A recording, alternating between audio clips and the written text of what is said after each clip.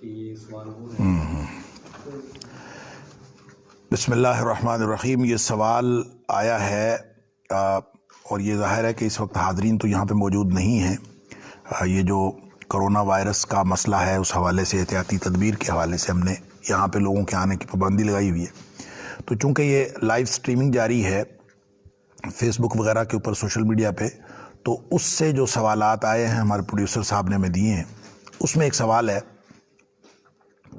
کہ یہ جو نبی اکرم صلی اللہ علیہ وسلم کا فرمان ہے کہ الاحسان ان تعبد اللہ کأنک تراہ فإن لم تکن تراہ فإنہ یراک، کہ احسان یہ ہے کہ تم اللہ کی بندگی اس طرح سے کرو جیسے تم اسے دیکھ رہے ہو، اور اگر تم اللہ کو دیکھ نہیں سکتے یا یہ کیفیت پیدا نہیں کر سکتے تو وہ تو تمہیں دیکھ رہا ہے، یعنی یہ کیفیت پیدا کرو. تو سوال یہ ہے کہ ہم یہ اپنے اندر کیسے کیفیت پیدا کریں کہ ہم اللہ کو دیکھ رہے ہیں. دیکھیں، اصل میں اس کو سمجھنے کے لیے کہ یہ کیفیت کیسا پیدا کریں، یہ بڑی تفصیل سے ہم نے پہلے بات کر لی ہوئی ہے، جہاں سورہ نساء میں ومن احسن دینا کی جو بحث یہ غالباً 125 نمبر آیت ہے کہ جس میں یہ تھا کہ اس سے اچھا دین کس کا ہوگا، ومن احسن دینا، اس سے کس کا اچھا دین ہے، ممن اسلم وجہہ للہ وہو محسن، جو اپنا آپ اپنے اللہ کے سپرد کر دے اور وہی محسن ہے. اور واتخذ ملت ابراہیم حنیفہ، اور اس نے ابراہیم علیہ السلام کی ملت کی پیروی کی ہو، ان کے دین کی پیروی کی ہو. اور واتخذ اللہ ابراہیم خلیلا، اور ابراہیم علیہ السلام کو اللہ تعالیٰ نے خلیل بنایا، اپنا دوست بنایا. یہ جہاں یہ آیت آئی تھی تو اس وقت مجھے یاد ہے کہ بڑی تفصیل سے لفظ احسان پر اور احسان کے حصول پر جو ہے وہ اس کی تفصیل بحث ہوئی تھی. میں صرف یہاں اس سوال کے جواب میں چند باتیں عرض کر دیتا ہوں بڑے اختصار کے ساتھ. دیکھیں، احسان کا لفظی معنی ہوتا ہے نیکی کرنا، اور نیکی بھی وہ خاص نیکی احسان ہے کہ جس میں انسان آگے سے آگے بڑھتا جائے. محسن وہ نہیں ہوتا جو کسی نیکی پر مطمئن ہو جائے، بلکہ محسن وہ ہوتا ہے جو آگے سے آگے ہمیشہ بڑھتا رہے، کہیں رکے نہ. وہ کبھی واجبات پر یا مستحبات پر یا کسی ایک چیز پر جا کے رک نہیں جاتا، وہ آگے سے آگے نیکی کرنے کی کوشش کرتا رہتا ہے. یعنی محسن کی نگاہ صرف واجبات پر نہیں ہوتی، صرف فرائض پر نہیں ہوتی کہ میں اتنا کر لوں اتنا کافی. اس کی میں مثال اکثر دیا کرتا ہوں کہ ایک آدمی وہ امتحان دے رہا ہے، بچہ اسٹوڈنٹ کو کسی بھی لیول کا، وہ امتحان دے رہا ہے، اس کو پتہ ہے کہ پاس مارکس جو ہیں وہ 40% ہیں، تو وہ 40% کے لیے نہیں پڑھتا، وہ 100% کے لیے پڑھ رہا ہے. اب ظاہر ہے 100 میں سے 100 نمبر تو نہیں آنے، لیکن اس نے 100 نمبر کے لیے پڑھنا ہے. اور اس کو پتہ چل بھی جائے کہ میرے 40 نمبر آ رہے ہیں، وہ پھر بھی پڑھائی جاری رکھتا ہے اور محنت کرتا ہے. اس کو پتہ چل جائے کہ میرے 50-55% نمبر آ جائیں گے، وہ پھر بھی رکتا نہیں ہے، آگے بڑھتا رہتا ہے. اس کو پتہ چل جائے کہ 60-70% بھی نمبر آ رہے ہیں، پھر بھی وہ نہیں رکتا. اس کو یہ پتہ چل جائے کہ میرے 80-85% نمبر آ جائیں گے، وہ پھر بھی نہیں رکتا. حتیٰ کہ اس کو یہ پتہ چل جائے کہ میرے 95% نمبر آ رہے ہیں، پھر بھی وہ پڑھائی نہیں روکتا، وہ مطمئن نہیں ہوتا، وہ آگے سے آگے پڑھتا رہتا ہے اور وہ اچیو کرنے کی کوشش کرتا ہے اس ٹارگٹ کو.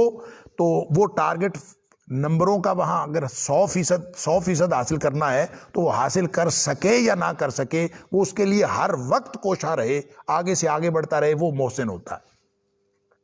لہذا وہاں اللہ تعالیٰ نے فرمایا ومن احسن دینا، دین کے اعتبار سے اس سے اچھا کون ہوگا، ممن اسلم وجہہ للہ، جو اپنا آپ ہی اللہ کے سپرد کر دے، یعنی اپنی ذات کو اللہ کے مطیع اور فرما بردار بنا دے، سارا کچھ ہی دے دیا، کمپلیٹ سبمیشن کر دی، کامل سپردگی کر دی. اب اس سے زیادہ کیا ہو سکتا ہے؟ پھر وہ محسن، پھر وہ آگے لگا رہتا ہے اور بھی کرتا رہتا ہے. کیسے کرتا رہتا ہے؟ نہیں سمجھ آئی تو اس کی جو مثال کے طور پر اللہ تعالیٰ نے فرمایا واتبع ملت ابراہیم حنیفہ، اور اس نے پیروی کی ہو ابراہیم علیہ السلام کے دین کی. یعنی ابراہیم علیہ السلام نے کیا کسر چھوڑی ہے کہ اپنی ذات لگا دی اللہ کی توحید کے لیے. اور ابراہیم علیہ السلام کا کردار اس بات کا ثبوت ہے کہ احسان کیا ہوتا ہے، کوئی کسر نہیں چھوڑنی، چلتے رہنا ہے، چلتے رہنا ہے، آگے سے آگے چلتے رہنا ہے. یہ تو ہے محسن کی بات. لہٰذا محسن وہ ہے جو آگے سے آگے بڑھتا رہتا ہے. اب اس کو آپ نبی پاک صلی اللہ علیہ وسلم کی دی ہوئی ڈیفینیشن میں دیکھیں گے تو آپ کو بات سمجھ میں آ جائے گی. الاحسان ان تعبد اللہ کانک تراہ. اب احسان یہ ہے کہ تم بندگی کی میں وہ کیفیت حاصل کرو کہ تم اللہ کو دیکھ رہے ہو. اب اللہ کو دیکھا جانا ممکن نہیں ہے. جس طرح 100% نمبر آنا اکثر پیپرز میں ممکن نہیں ہوتا، لیکن پھر بھی انسان 100% کے لیے کوشش کر رہا ہوتا ہے. اسی طرح جو اللہ کا دیدار ہے، اللہ کو دیکھا جانا ہے، وہ ممکن نہیں ہے دنیا میں. خود قرآن کہتا ہے کہ لا تدرکہ الابصار وہو یدرک الابصار، اس کو آنکھیں نہیں دیکھ سکتی، اور دنیاوی آنکھوں سے کوئی شخص اللہ کو دیکھ سکتا ہی نہیں. نبی پاک صلی اللہ علیہ وسلم سے کسی نے پوچھا کہ آپ نے اللہ کو دیکھا ہے؟ نبی پاک صلی اللہ علیہ وسلم نور انا راہ، اللہ تو نور ہے، میں اس کو دیکھ کیسے سکتا ہوں؟ لہذا دنیاوی آنکھوں سے اللہ کو دیکھا جانا ناممکن ہے، اور اس ناممکن کو اللہ نے ہمارے لیے ٹارگٹ بنا دیا کہ نبی پاک صلی اللہ علیہ وسلم فرماتے ہیں احسان ان تعبد اللہ کانک تراہ، اللہ کی بندگی یوں کرو جیسے تم اللہ کو دیکھ رہے ہو. دیکھا جانا ممکن نہیں ہے. گویا احسان یہ ہے کہ وہ ٹارگٹ جو اللہ نے دیے ہے، چاہے وہ ان اچیویبل ہے، اس کو اچیو کرنے کی کوشش رکھنا. اگر وہ اچیویبل ہوتا نا، اگر وہ قابل حصول ہوتا تو وہ منزل آ جاتی ہے، انسان کوشش کرتا کرتا اس تک پہنچ جاتا. تو اس کا مطلب ہے اس کے بعد پھر کیا کرے انسان؟ مرنے سے پہلے اگر انسان اس ٹارگٹ تو اچیو کر لیتا تو اس کا مطلب ہے اس کی کوشش اور کاوش رک جاتی نہیں. وَاعْبُدْ رَبَّكَ حَتَّى يَأْتِيَكَ الْيَقِينُ، اللہ قرآن میں فرماتا ہے کہ بندگی کرتے رہو کرتے رہو کرتے رہو، درمیان میں موت آ جائے، لیکن یہ بندگی کا سلسلہ نہیں رکنا چاہیے. گویا آپ نے آگے سے آگے بڑھتے رہنا، موت آ کے اس کو کٹ کرے گی، وہ ٹارگٹ اچیو نہیں ہوگا. ٹارگٹ کہاں اچیو ہوگا؟ ٹارگٹ اچیو ہوگا موت کے بعد برزخ، اللہ اکبر، قبر کتنا عرصہ اللہ کو معلوم ہے، پھر اس کے بعد حشر کتنا عرصہ اللہ کو معلوم ہے، پھر اس کے بعد جنت جہنم کا فیصلہ ہو گیا، جنتی جنت میں چلے گئے، جہنمی جہنم میں چلے گئے. سسٹم مکمل ہو گیا. جب سسٹم مکمل ہو گیا تو اس مکمل سسٹم کے بعد نبی اکرم صلی اللہ علیہ وسلم نے فرمایا کہ جنتی جنت میں ہوں گے، موج سے رہ رہے ہوں گے، ایک دم ایک فرشتہ منادی کرے گا، وَيُنَادِي مُنَادٍ، ایک فرشتہ اعلان کرنے والا آ کے اعلان کرے گا کہ یا اہل الجنہ، جنتیوں بات سنو، اللہ اکبر، ان لکم عند اللہ موعدا، اللہ اکبر، یرید ان ینجزکموہ، ایک اللہ نے تم سے وعدہ کیا تھا، آج اللہ اپنا وہ وعدہ پورا کرنا چاہتا ہے. جنتی حیران ہو جائیں گے کہ اللہ ہمیں تم نے جہنم سے نجات دے دی، عذابوں سے بچا لیا، جنت عطا کر دی، ہر طرح کی نعمت مل گئی، کون سا وعدہ رہ گیا پیچھے؟ ہر چیز تو مل گئی، کچھ بھی نہیں باقی بچا. تو پھر نبی اکرم صلی اللہ علیہ وسلم نے فرمایا فَيُكْشِفُ الْحِجَابِ، اللہ تعالیٰ حجاب ہٹا دیں گے، اس وقت اللہ اپنا دیدار کروائے گا. اللہ اکبر. جب اللہ اپنا دیدار کروائے گا تو اس وقت جنتی حیران ہو جائیں گے اللہ کے دیدار کی لذت کے سامنے. وہ جنت کی ساری نعمتوں کو ہیچ سمجھیں گے، اس قدر وہ لذت محسوس کریں گے اللہ کے دیدار کی. یہ ہے وہ ٹارگٹ، یہاں جا کے مکمل ہوگا. درمیان میں موت بھی ہے، درمیان میں برزخ بھی ہے، درمیان میں حشر بھی ہے. ٹارگٹ اچیو ہوگا تو وہاں ہے. وہ ٹارگٹ اصل میں ہمارے ذمہ لگایا گیا ہے کہ اس کو حاصل کرنے کے لیے کوشش کریں. کوشش ختم ہو جاتی ہے موت پہ جا کے، ٹارگٹ جا کے اچیو ہونا ہے وہاں. لہٰذا اصل میں ہم سے جو اللہ کا تقاضا ہے وہ یہ کہ آپ اپنی نیکی کو، آپ اپنی عبادت کو بہتر سے بہتر بناتے چلے جاؤ. اور اس کو بہتر کیسے بنانا ہے؟ یہ اللہ ہی کی توفیق سے ممکن ہے. جب آپ کرتے جاؤ گے تو اس میں بہتری آتی جائے گی. اللہ کا وعدہ ہے کہ والذین جاہدوا فینا، جو بیٹھے بیٹھے سوچتا رہتا ہے نا اس کو نہیں ملتا. والذین جاہدوا فینا، جو ہمارے راستے میں محنت کرتے ہیں، لنہدینہم سبلنا، اس کو ہم اپنا راستہ بتا دیتے ہیں، اس کو ہدایت دے دیتے ہیں. لہٰذا جو شخص جس کو چاہیے کہ وہ اللہ کی قربت، یہ اللہ کی قربت کا سفر ہے. یہاں ممکن نہیں ہے کہ کوئی شخص اس قربت کے سفر میں کسی ایک جگہ پہ جا کے رک جائے. یہ قربت کا سفر جاری رہے گا موت تک، اور آپ نے آگے سے آگے پڑھتا رہنا ہے اس ٹارگٹ کو اچیو کرنے کے لیے. گویا اپنی عبادات کو بہتر سے بہتر بناتے جانا ہے. جیسی بھی عبادت آپ کر رہے ہیں آپ نے اگلا دن اس سے بہتر کرنا ہے. اور اسی کوشش میں، اسی محنت میں نبی پاک صلی اللہ علیہ وسلم نے فرمایا تھا کہ نیکی کے معاملے میں ہمیشہ اپنے سے اوپر والے کو دیکھنا ہے تاکہ تمہارے اندر نیکی کا اور جذبہ پیدا ہو. سارعو سابقو، ایک دوسرے سے آگے بڑھو، ایک دوسرے سے آگے دوڑو. یہ ایک دوڑ ہے، اللہ کی قربت کی دوڑ ہے، اور اس میں اپنے آپ کو بہتر سے بہتر بنانا ہے اور اللہ ہی سے توفیق مانگنی ہے. ایاک نعبد و ایاک نستعین، اللہ تیری ہی ہم بندگی کرتے ہیں اور اس کے لیے توفیق اور مدد بھی تجھ سے ہی مانگتے ہیں، اس کے بغیر یہ ممکن نہیں ہے.